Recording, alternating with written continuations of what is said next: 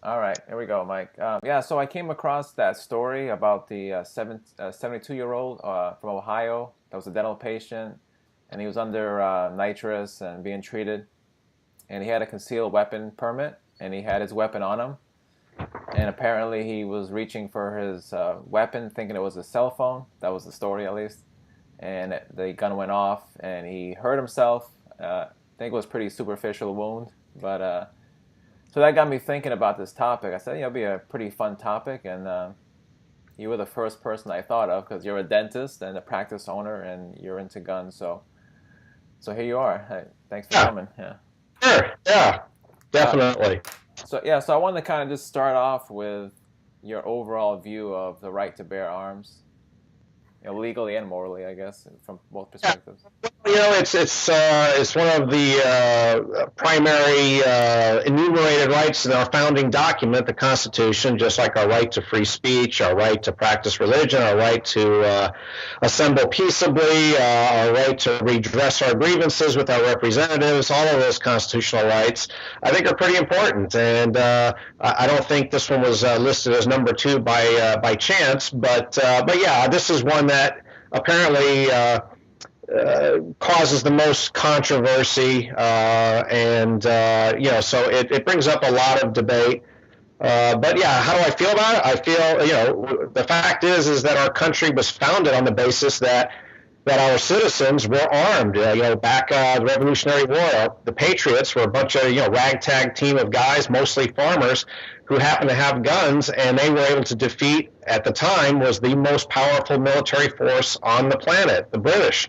And there's a saying I like that goes something like, George Washington didn't defeat the British with free speech, he shot them. And I think it's a fundamental right, not just. Now my cell phone is going off. Hang on a second. All right. Mm. It's a fundamental right. I think our right to self-defense, our right to defend our family and our home, or even outside of the home, is pretty fundamental. I mean, it comes back to even the most base, even animals have the most basic instinct of self-preservation, of survival. Most animals out there come equipped with their own weapons, claws, teeth, horns, things like that. So I think it's a natural right, and it happens to be documented in our Constitution as one that shall not be infringed. But I rank it up there with free speech and everything else. So do I believe we have that right? Yeah, I think it's a natural right. It just happens to be guaranteed by the Constitution. I'm with you on that, Mike. Some of the things people will come back with is, like, what do you? They'll say it's only applies to the militia, and they say that that's the National Guard. They say it's an antiquated idea in today's world as far as a check on government because the government has pretty big weapons. So what do you say about that? Right. Well, yeah, there's multiple levels. First of all, if they think it's antiquated, that's fine. And our constitutional rights are subject neither to the democratic process nor arguments based in social utility. It's not up for popular vote, but it can be changed. If there's something in the Constitution that we want to get rid of or something that we want to add to the Constitution, there's this thing called amendments. It takes 2/3 of the House and 2/3 of the Senate and then 3/4 of the states to ratify it. Go for it. But until then, just like my right to free speech, if 99% of the people think Mike Barr shouldn't have the right to free speech, the Constitution protects me as an individual against the majority. And that's the beauty of the Constitution. So first there's that. So if you don't like it, then change it. But there's a process by which it must be changed. It's not an easy process, and that's by design. The founders, I think, were geniuses in that regard. As far as the militia clause, I'm not a lawyer, but it's called a prefatory clause, and I can't even off the top of my head define that. But the bottom line is that all of our rights, all of our constitutional rights, are individual rights. The Second Amendment is no different. We don't have a right as a group to free speech. We have that right as individuals. Same with religion. Same with our right to be secure in our persons and our possessions against unreasonable search and seizure. That's not a group right, that's an individual right. The militia now. So let's play along with the whole militia thing. That argument. Let's just play along with it. It just so happens that you and I are in the militia. If we are able-bodied men, if you look that up in not only the national constitution, but also in your state constitutions, most states have their own constitution. In Florida, I'd have to look it up again, but I think it's men between the ages of 18 and 45 are automatically in the militia. There's organized militia and unorganized militia, but the bottom line is, effectively, we're all in the militia. So if we want to, play along with that argument, we're still covered in terms of being able to keep and bear arms. Yeah, exactly. As far as that clause go, I was reading something about a legal scholar was writing about how the language was used back then, and he gave like good examples of other clauses like that was referring to like free speech, for example, and like state constitutions, and they would give like it's almost like an example of why we need free speech. And so like the militia is like an example of why we need to bear arms, you know what I'm saying? And that's how language was used back then.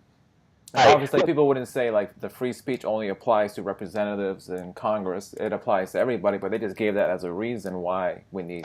Yeah, I think that makes sense. I would agree with that. One of the words in the Second Amendment that's often cited and misappropriated is it talks about a well-regulated militia, and a lot of people interpret that word regulated in today's sense of something that's being regulated by regulations, by laws, by statute. Back then, the word regulated meant in good working order, and it meant that it was, for example, a well-regulated clock was a clock that was accurate and worked well. It meant that a well-regulated militia meant that one that was well-equipped, and so that their guns were in working order. That's what well-regulated meant. Well-regulated at the time did not mean governed by statutes and rules and so on. So it's interesting to look at the language of the time, like you said. Yeah. And I also bring up sometimes that the ultimate reason to have this right is as a check on our own government. And like when I bring this up, people will say that, well, that's kind of extreme, but I think that as Americans, we're kind of living in this country and very free for a long time, and we're kind of complacent in a way, and we don't understand the history of that right. Absolutely, it's ultimately could come down to us defending our freedoms. You mentioned earlier, a lot of people tend to smugly say, "Well, you guys with your little guns are no match for our military." There are many, many, many examples, including recent examples in history, and by recent I mean in the last 10 years, that armed citizens have been able to defeat a government, including their military. Look at what happened to Gaddafi in Libya. The local citizens hunted him down like a dog and turned him into a human shish kebab and killed him. They hunted him down. He had a powerful military behind him. So it becomes a numbers game, and the reality is to assume that the military could not be beaten by, a ragtag team of citizens with small arms is gravely mistaken. Heck, I mean, we can look at Vietnam. Look how much trouble we had with them. Look at even the Middle East now. We have the most powerful military on the face of the planet that's ever existed, yet an organized group of rebels can give us a really hard time. So the notion that we would be helpless even though we are armed is simply not true, and history does not prove that out. Yeah, it's like the Afghans with the Russians, and Switzerland. Hitler. That was one of the reasons why he didn't want to go into Switzerland, because they were well armed, and the landscape too. The mountains and everything, but. Yeah, but there are a lot of examples, and I'm not a history buff, but there are plenty of examples where a rebel force with small arms has been a real thorn in the side of a large military organization. So it's not a done deal. Furthermore, they would have to assume that our military would follow such orders to fire on our own citizens. The bottom line is, and having served myself, my oath when I was commissioned as an officer in the Navy was not to obey orders. It was not to. It wasn't an oath to the government. It wasn't an oath to the flag. The oath was to support and defend the Constitution of the United States against all enemies, foreign and domestic. The only thing I took an oath to protect was the Constitution. Right. So a lot of people don't realize that. And so the assumption that the military would even act on such orders that would be unconstitutional, I think that's also a big mistake. Exactly. And one of the words I hate to hear in these debates is when somebody says, you don't need this kind of weapon. You don't need an AR-15 or whatever it is they say. When they say the word need, I always go, it's not about need. It's a right. I do. I have a lot of things I don't need. Yeah. I was interviewed on CNBC a few years ago, and they're still running the show in reruns after the Sandy Hook tragedy. I was interviewed on national television on CNBC, and he asked me, why should I be able to have an AR-15? And instead of giving him the usual, it's my Second Amendment right argument, I threw him for a little bit of a curveball, and I told him, I said, well, I really don't need to justify why I should have one, but if you're going to take it away from me, you need to justify why I can't have one. So I turned the question around and said, why shouldn't I have an AR-15? And he stumbled a little bit and said, well, because they're dangerous. Well, yeah, all firearms are potentially dangerous, but the AR-15 has no magical qualities. It is no different than any other semi-automatic rifle. Semi-automatic actions are 150-year-old technology, or no, not 150, but a little over 100 years old. It's nothing new. The AR-15 in particular was first sold to the public the year I was born. I'm 53 years old. That gun's been around for 53 years. And so there's nothing magical about it. I understand it looks scary to people who don't know anything about firearms, but it's functionally no different than any other semi-automatic. And again, we don't have to justify why we, quote, need it. It isn't the Bill of Needs, it's the Bill of Rights. Right, exactly. I mean, they wouldn't say that about speech, or anything else. Why do you need to speak? Why do you need to write a blog? Why do you need to have a podcast? Look at this. You have, with technology now, and that's another thing. They said, well, back in the days of the Constitution being ratified, they didn't have semi-automatic rifles. Well, you know what? They didn't have the internet. They didn't even have, they didn't have fax machines either. Yet here you and I are, with no permission from anybody, able to record a podcast and then potentially have it, be seen by an audience of thousands. Tens of thousands or even more with the push of a button. And so, the founders didn't anticipate, communications technologies beyond parchment and quills, but we have the right to free speech. Exactly. So, regardless of the technology involved. The other point some people bring up is they'll say, well, it's not an absolute right. I mean, you can't own a tank or whatever. And so I don't know what that line is, but in my view, I think at an absolute minimum, you should have the basic military weapon, which to me is like yeah. Go ahead.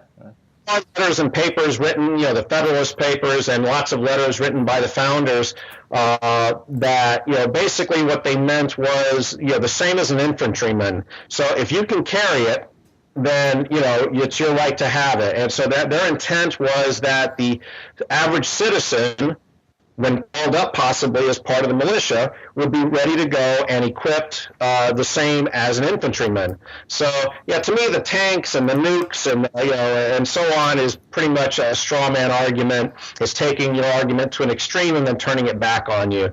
And it's a logical fallacy. We're not talking about tanks, okay? Right. So, that's what I tell them. I said, now we're talking about tanks and nuclear weapons? No. That's a straw man argument. Yeah. I mean, my minimum would probably be like a 50 caliber. I mean, that's me. But... Yeah, I've shot a few 50 cals and they're a lot of fun. But the reality is a 50 cal is not something you can really carry around. Yeah. There have been exactly 0 crimes committed with 50 calibers. 0. Exactly. To buy one, it's a rich man's toy. Fortunately, I have some rich friends, but I don't own one yet. But at about $5 to $8 a round, and a rifle that costs about $8,000 without an optic, you're looking at $12,000 to $14,000 invested, plus $8 every time the thing goes bang. and it weighs about 30 pounds, and it's about 5 feet long. So Yeah. we have to worry about bank robberies with 50 cals. Yeah, you kind of mentioned it already, Mike, but the idea of a cost-benefit analysis applied to rights, it kind of bothers me, generally speaking. Like today, I looked up how many people drown every year. It's like 5,000, Right. and nobody's talking about mandating a license to and training for swimming or banning swimming. You don't need a pool. Come on, who needs a pool? You can go to the public pool, right? You don't need a pool at home. And you often hear about the children, the accidental shootings of children, which are every single one of them is tragic. And I have children, and so I can kind of project myself into that situation, and it's horrific. However, there are about 60 children per year killed accidentally in the United States. There are about 500 total, 500 to 550 total accidental deaths by gun in the United States per year.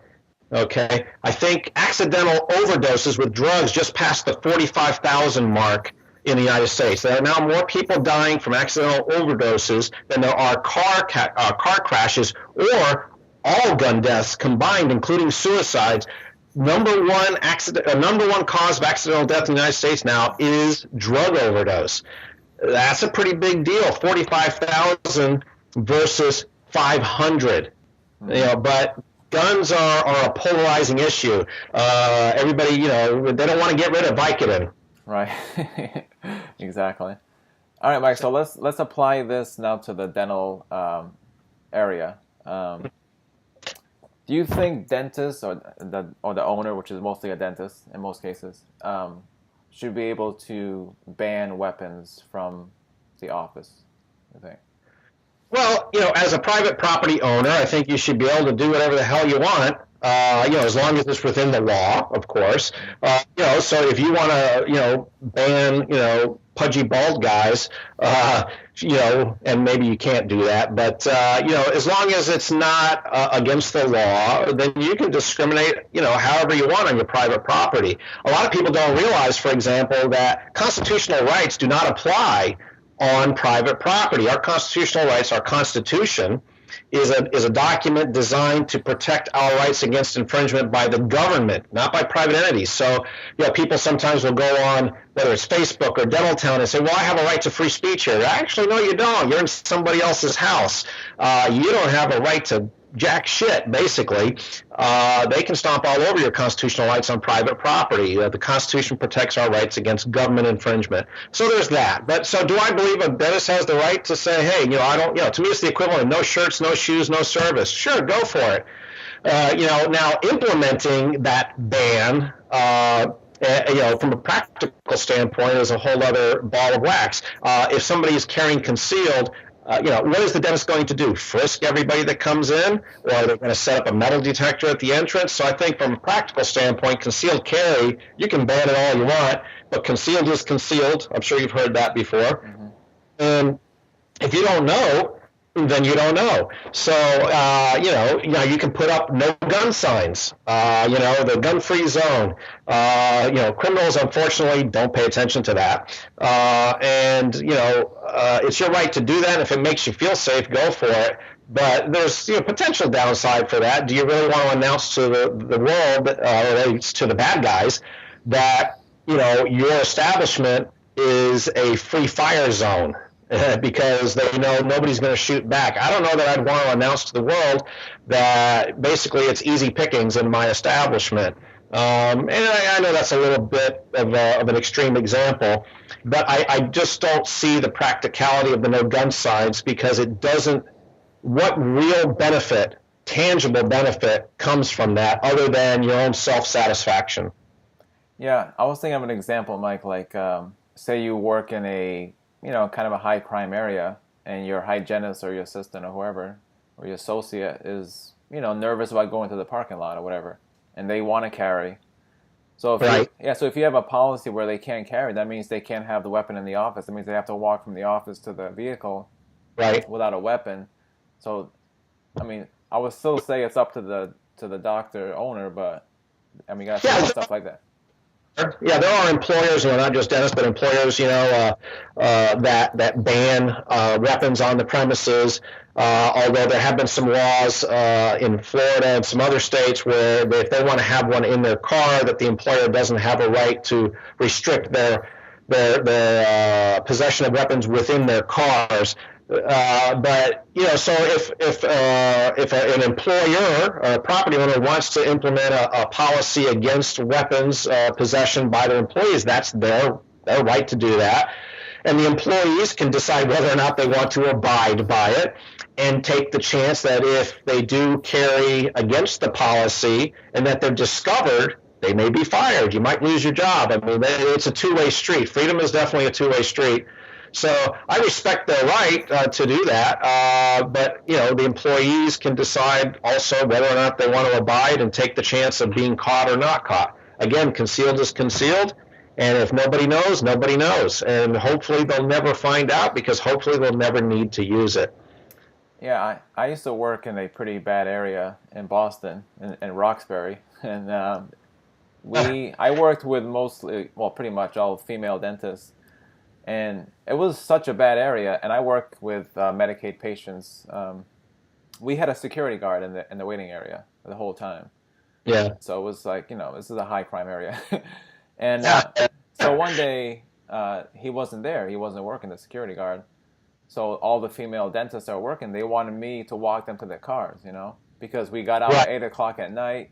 It was a parking lot that wasn't well lit, So there are cases where it's not a extreme example, that people would want that, Absolutely. The bottom line is, and people often say, well, I'm in a nice neighborhood, and it always kind of makes me laugh a little bit because, you know what, bad guys come to nice neighborhoods because that's where the nice shit is. So it can happen anywhere. And on my blog, I've got a couple of articles that have, at least a half dozen links to violent crime that has happened inside of dental offices. And a lot of times it's by people they know. It could be a disgruntled patient. It could be the boyfriend, the estranged boyfriend of one of the staff members there comes, barging in. But there are plenty of examples of violent crime visiting inside of dental offices. So, it's the chances of it happening to any one of us is fairly small. But the stakes are high if it does happen to you. And even if you're armed, there's no guarantee. People often argue, well, there's no guarantee that you're going to come out on top even if you're armed. That's absolutely true. There is no guarantees in life. I would rather have the opportunity and the possibility of coming out on top, because I'm armed. So I think that, again, the chances are low, but the stakes are high, and it's a personal decision as to whether or not you want to take that measure to protect yourself. I see it like a fire extinguisher. I wear a seatbelt. I've been driving now, for 30 some odd years. I have never had a car crash, but I put my seatbelt on every day. I have a fire extinguisher here in the office. I've never had a fire in the office. I don't know what's supposed to burn here, but I have a fire extinguisher. Well, it's also, I think it's code here. I have to have it. But even if I didn't have to have it, I would have it. Because it just makes sense to have that seatbelt on in case of a head-on collision. Same thing with airbags. Airbags have a downside to them. Some people get hurt by airbags, but more people are saved by airbags. Given the choice, I'll take the airbag and take my chances that I may end up with a bloody nose or an injured eyeball or something like that, but I'm alive.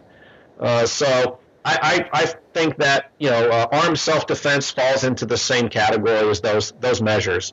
Exactly. Here's kind of an odd question. It's probably not really asked much. Kind of like the opposite of banning weapons. What do you think of a dentist mandating weapons in the office? You told me that you might ask that question. I thought that's a really weird question. Yeah, I don't know why, but I'm just. That's all right. Well, when you ask really weird questions, it brings up some interesting thought processes. So I think it's hard to justify that if it's not something that's required in the normal course of their duties, I think you'd have a hard time, requiring that.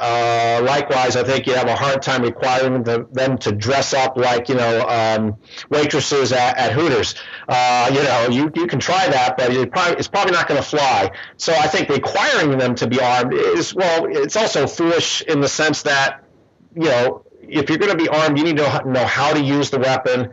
You need to be trained to some degree, to at least a minimum of competence, and you need to be comfortable with it. So, just like when people, I expect people to respect my right to decide to exercise my Second Amendment rights, and I totally respect their right to not exercise it. It goes both ways, but oftentimes in arguments and debates, it's a one-way thing. But yeah, so to require your staff to be armed, good luck. I think you have a hard time justifying it, and even from just the safety standpoint, probably wouldn't be a smart thing. Yeah, I was trying to think of some extreme examples. Like maybe I had a professor in hygiene school. He's a dentist, and he was telling me a story about, and it's like years ago. Some dentist was treating prisoners, but they were bringing the prisoners to his office. I'm just like, this is like decades ago, I think. Yeah. And one of the prisoners grabbed something and cut him. So that's one example. I did a dental mission in Honduras, and it was somewhat sketchy in a lot of the places, and we had police around the building, like when we treated the patient. So, but that's like extreme example, but. Right. So yeah, well, and then the other question is liability issues also. So, and that's the other thing is, whether you ban weapons on your premises or you require them, I guess in this example, what liabilities are you incurring by doing that? So, me personally, I don't have any policies, for patients or my staff in terms of whether they can have weapons. It's basically none of my business. Back to the story about the guy on nitrous. I'm not so sure I believe the story. Right. Perfectly honest. To me, grabbing a cell phone and gripping a gun and pulling a trigger are as likely to be confused as me shaking your hand versus smacking you upside the head. There's a big difference between shaking your hand and smacking you in the head. And I think grabbing a cell phone versus gripping a gun and pulling a trigger are so different, in terms of the mechanics of it. I'm just not buying it. Even under nitrous, I'm not buying it. The guy was playing with his gun for some reason, fondling it. I don't know what he was. Obviously irresponsible in any case. And, and he pulled the trigger. That's what happened. The gun didn't just go off. That's another phrase that we hear that kind of bugs me. The gun went off. It is about as likely as a car driving itself off. Right. Or a plane taking off airborne by itself, although we have drones now. But, so it doesn't happen by itself. It has to be a deliberate pulling of the trigger. And so I don't necessarily buy the story. The guy was irresponsible. And I think, I hate to get ahead, but one of the questions was, should somebody on nitrous have a gun on them or under sedation? Anybody under sedation? No, just like somebody who's drinking, tequila shots, you probably shouldn't have a gun on you. It's just smart. Just like you shouldn't get behind the wheel of a car under sedation. That's just prudent, So, but, what is the dentist going to do? Ask every sedation patient, hey, are you packing today? And pat them down. I think this was a very fluke, type story, but it's very sensational, so it gets a lot of attention. And it brings up some interesting questions, which led to this podcast. All right. And Rand Paul, a couple of years ago, got into a little trouble because they were talking about the 1964 Civil Rights Act. Right. And how he wouldn't approve of the whole thing because part of it was defining a lot of private property like a dental office and the mall and things like that as a public space. Mm-hmm. So under that legal definition of a public space, then that means all these other rights and whatnot would apply, just like it was basically a government space. And right, yeah, I mean, I'm not a lawyer, but we can't discriminate based on race, creed, religion, nationality, gender. That's all against the law. It's not against the Constitution. It's against the law. I think constitutional rights are another story. Now, there have been some cases, in malls, for example, in the common area of the mall is a public space, so that, free speech, for example, may be protected even constitutionally in the common area of a mall, but not necessarily so inside of Macy's. And I think there was actually a case, I thought I wrote it down here, but let's see here.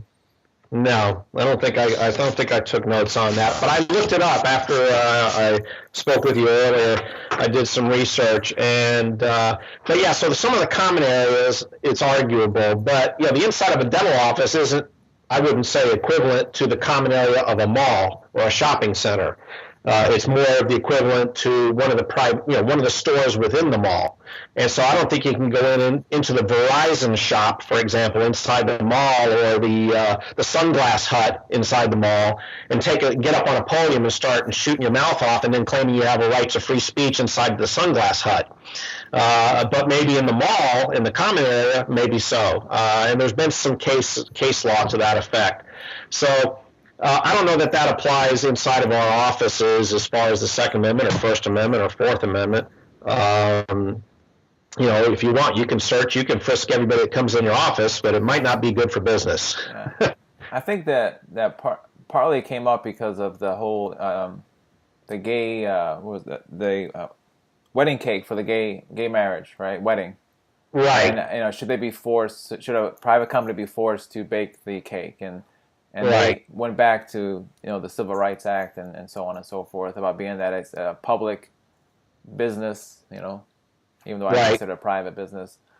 So I mean, on one end, I would say that I'm for the owner having the say. It's not pitting the right of the client versus the right of the owner to practice his religious beliefs. Or her religious beliefs. The owner of a private business like the bakery. It's a tough call. I understand the arguments on both sides, but I think, like you, I tend to side with the baker because there are other bakers, I'm sure.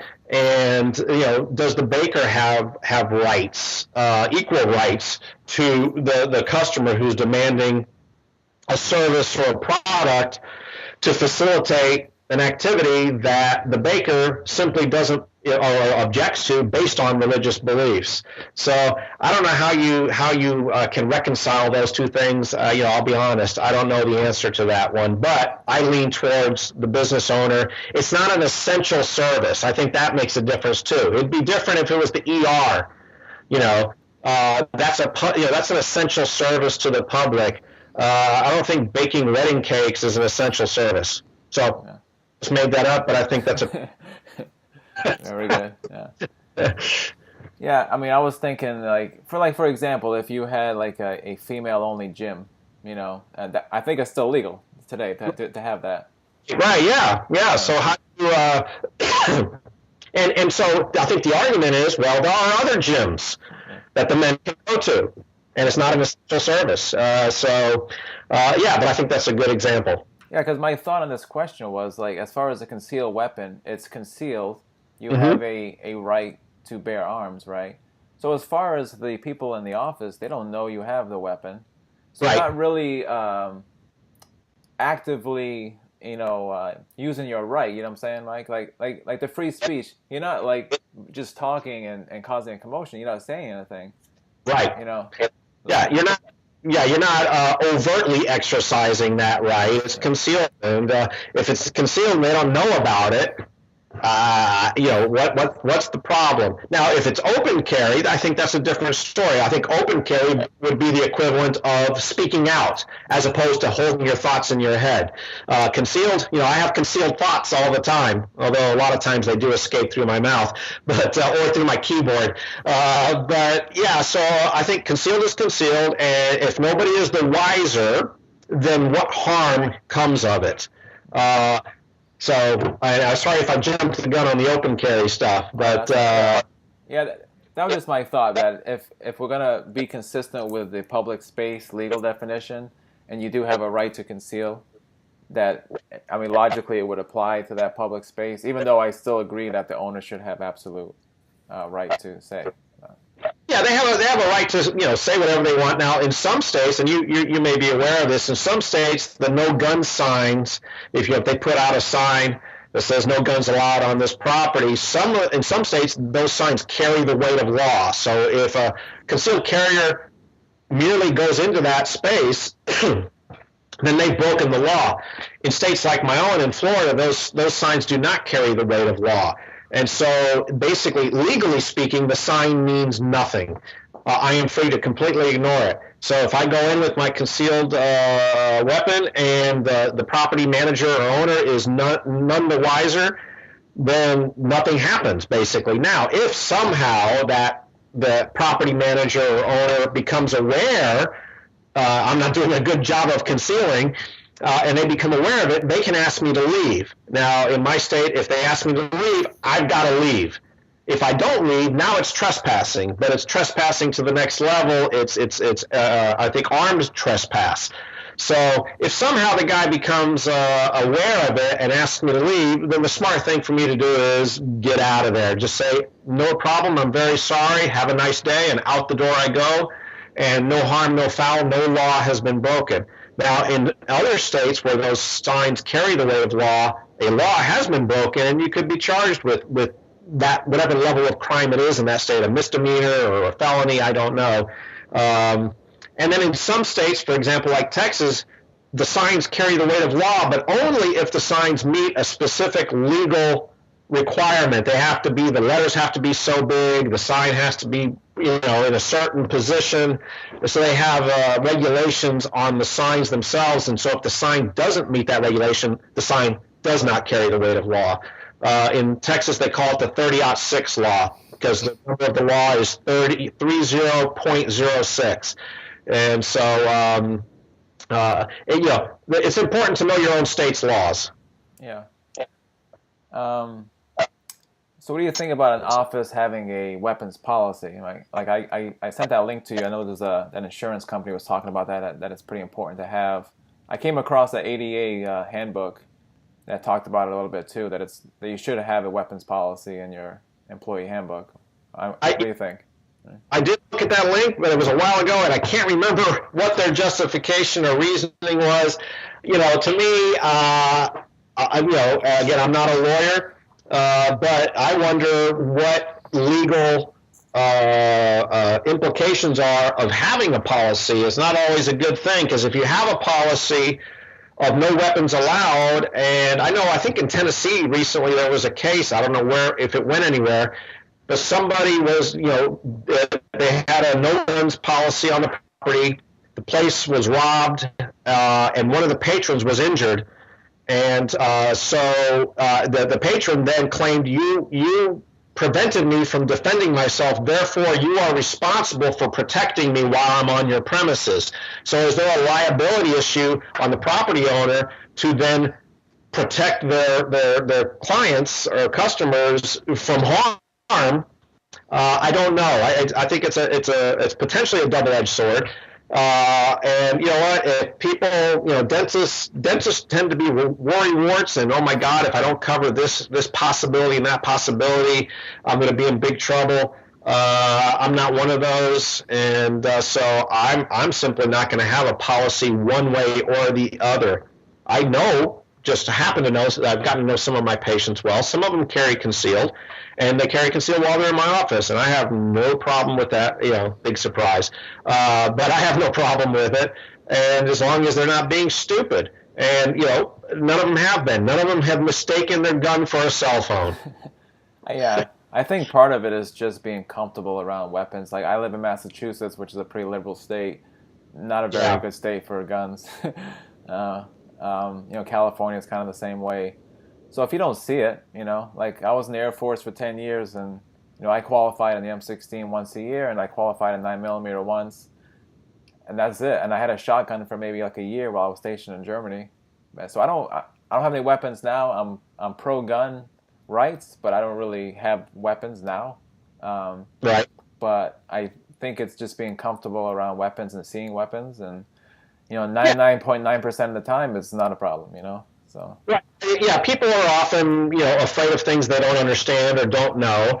And then, of course, the media, has a role to play when it comes to sensationalizing things. And so, yeah, people think because of what they see in the movies that if you drop a gun on the ground, it's going to start firing indiscriminately from being dropped on the ground.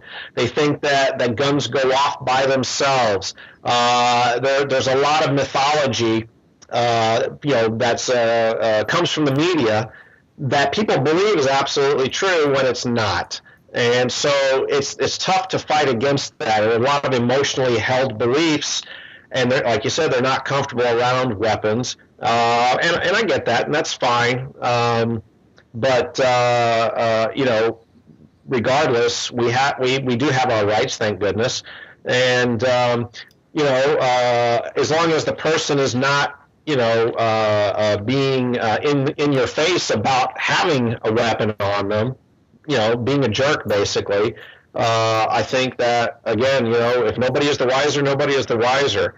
And like I said earlier, open carry does change a lot of that. I'm definitely in favor of it being legal to open carry. That doesn't mean I would. I think there are limited circumstances in which that is socially acceptable.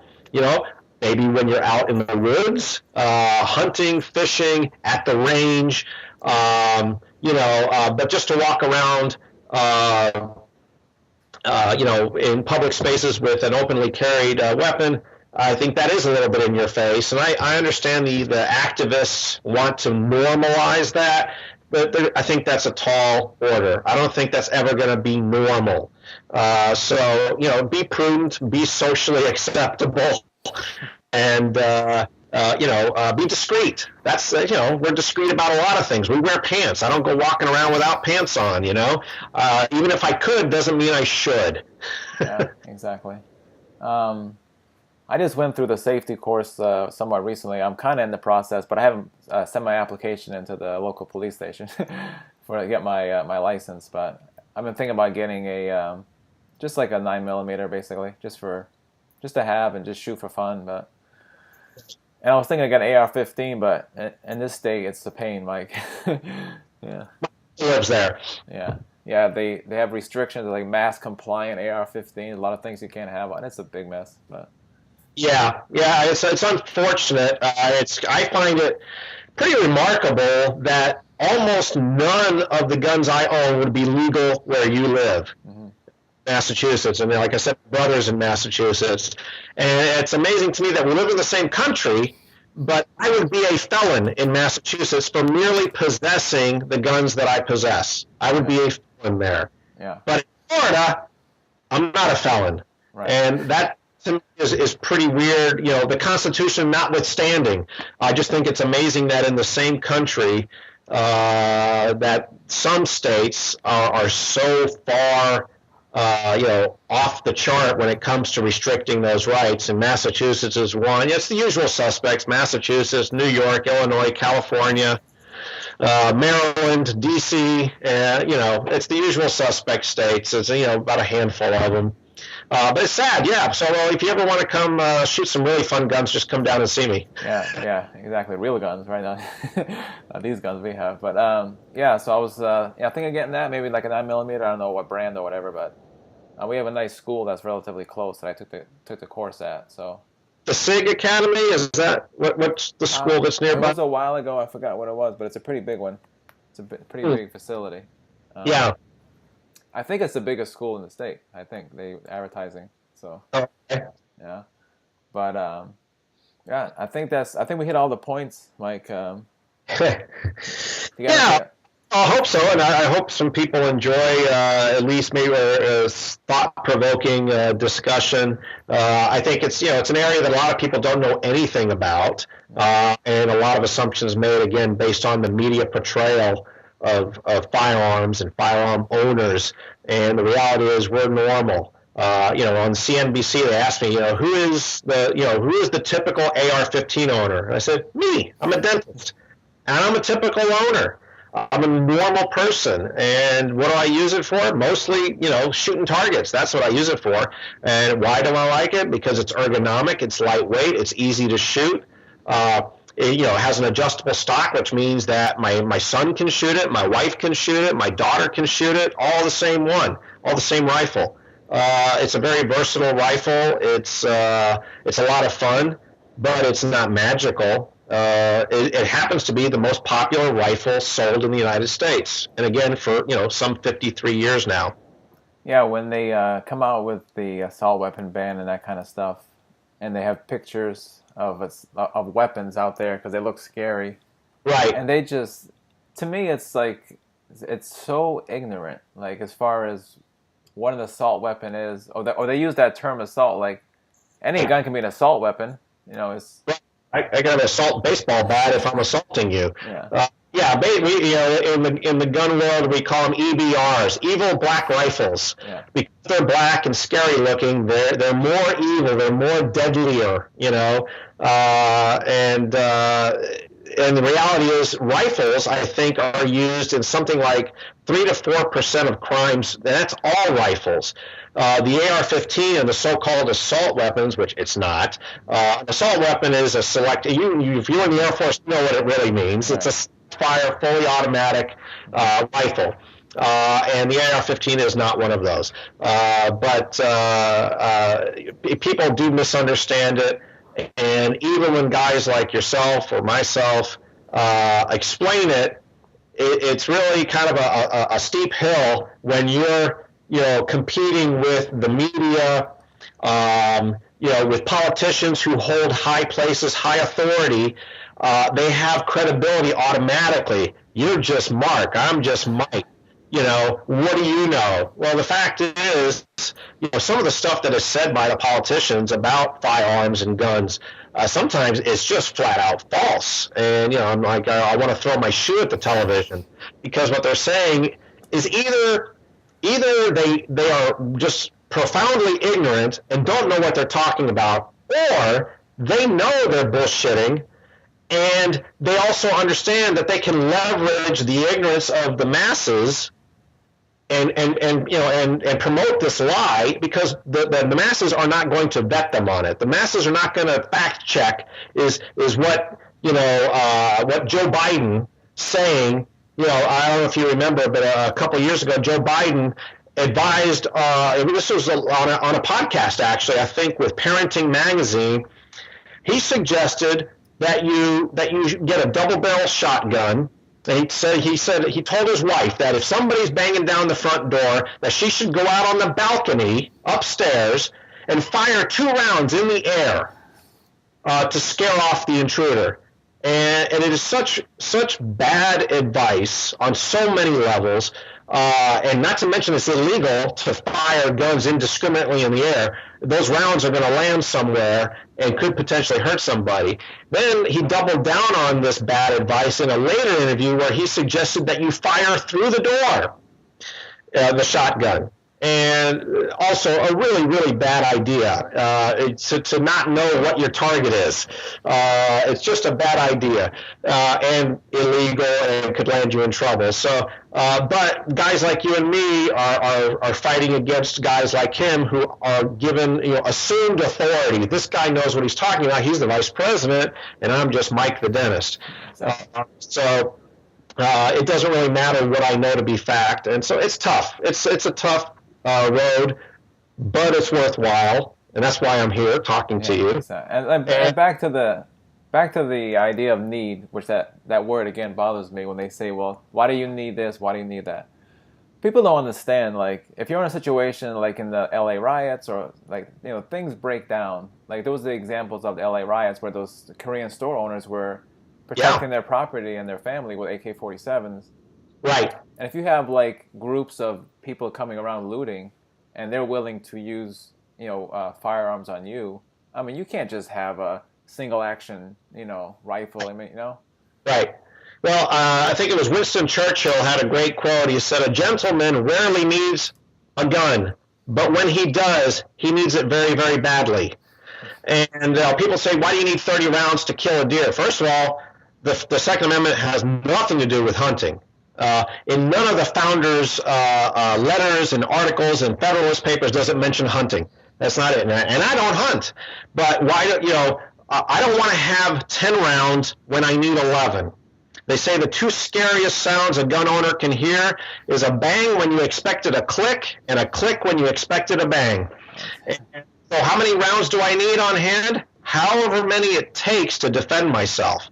That's just the bottom line. And so I don't think there's any rational argument to restrict, ammo capacity, for example.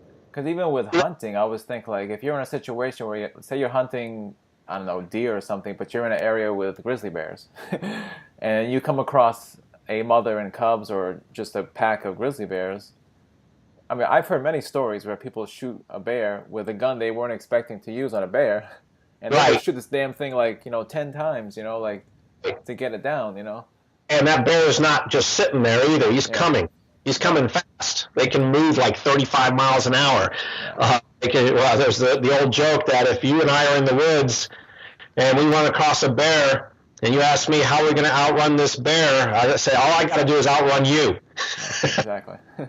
So, but yeah, I think that the notion that there should be some arbitrary limit on your ammo capacity is really not an argument that can be made rationally by anybody who knows something about self-defense. How many rounds do you need? I need as many as it takes to save my butt. That's how many I need, and I don't know what that's going to be. And it's not. Obviously, I can't have an unlimited amount of rounds. But I'd rather have too much than too little. Exactly, because you can picture like an old lady, living by herself, and you have two intruders, and people think like you're gonna shoot twice and kill people. No, I mean people are nervous. They're gonna miss. They're gonna. Exactly. Yeah. So yeah. First of all, yeah, it's people don't go down like they do in the movies when they've been shot. The bad guys don't fly off their feet. That defies the laws of physics. They don't get the one shot stop is possible, but in practical world doesn't happen very often. Bad guys are also often hyped up on drugs, and it has an effect. The rounds that they're taking don't affect them like they would a normal person physiologically.